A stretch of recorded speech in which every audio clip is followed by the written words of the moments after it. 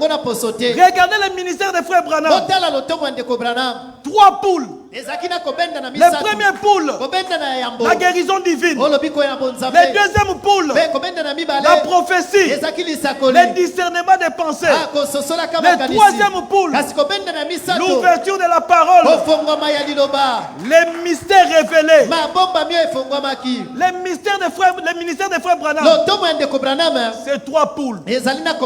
Voilà pourquoi, si tu nous dis aujourd'hui que tu as le même ministère avec frère Branham, tu dois avoir les 3 poules.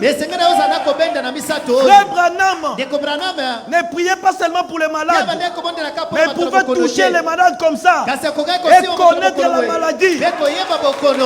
Même si le docteur a dit tuberculose, lui peut dire cancer. Mais écoutez, c'était une petite étape de son ministère. Parce que l'ange lui a dit, il arrivera un temps où tu connaîtras les secrets de cœur. Voilà pourquoi une femme pouvait se présenter. On ne s'est jamais vu. Nous sommes inconnus l'un de l'autre. Il vient de Chicago. Tu habites telle avenue, le numéro tel. Tu es venu pour tel problème. Voilà pourquoi, si tu as le même ministère que frère Branham, tu dois aussi tourner le dos et discerner les pensées. C'est ça le ministère de frère Branham. Si tu as le même ministère que frère Branham, il faut entrer aussi dans la constellation.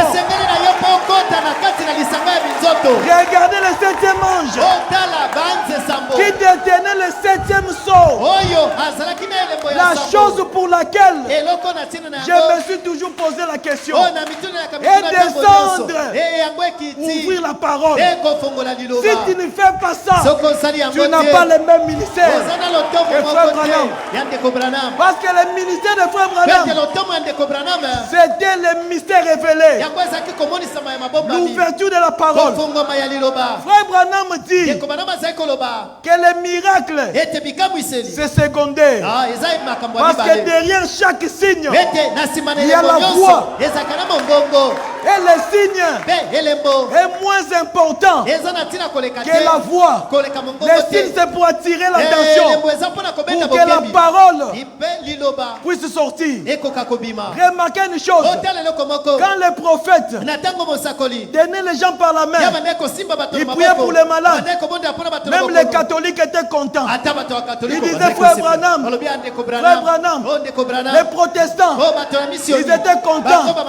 Frère Branham, les pentecôtistes étaient contents. Ils ne savaient pas qu'il y a des choses qui devaient venir. Et un jour, il a commencé à discerner les pensées des cœurs. Les catholiques ne pouvaient pas comprendre. Ils ont dit non, on s'arrête ici. On ne peut plus continuer. Les protestants ont dit qu'on s'arrête ici. On ne peut plus continuer. Mais les pentecôtistes, comme ils ont des choses comme ça, ils se sont accrochés. Ils ont continué. Mais remarquez, la voix devait venir. Parce que derrière chaque signe, il y a la voix. Mais lorsque la parole a commencé à sortir, condamner leur credo, condamner leur dénomination, même les pentecôtistes étaient scandalisés devant la parole. Ils ne pouvaient pas accepter la parole. La guérison divine, c'était bien. La prophétie, c'était bien. Mais la parole, ils ne pouvaient pas accepter. Ils sont partis. Oh, l'étape la plus importante, c'était le mystère révélé. Pourquoi? Parce que la parole, c'est seulement pour les croyants. La parole, Ce n'est pas pour l'incroyant. Voilà pourquoi. Souvenez-vous de la vision. Lorsque frère Branham, il essayait d'introduire les lacets de la chaussure des bébés. La voix lui a dit, tu ne peux pas enseigner des choses surnaturelles au bébé pentecôtiste. Ça sera le troisième poule. Ça ne sera pas porté au public. Parce que la parole, c'est le croyant avec son Dieu qui lui révèle la parole. Ce n'est pas ce que l'église a dit. Ce n'est pas ce que le prédicateur a dit. Mais c'est que la parole a dit.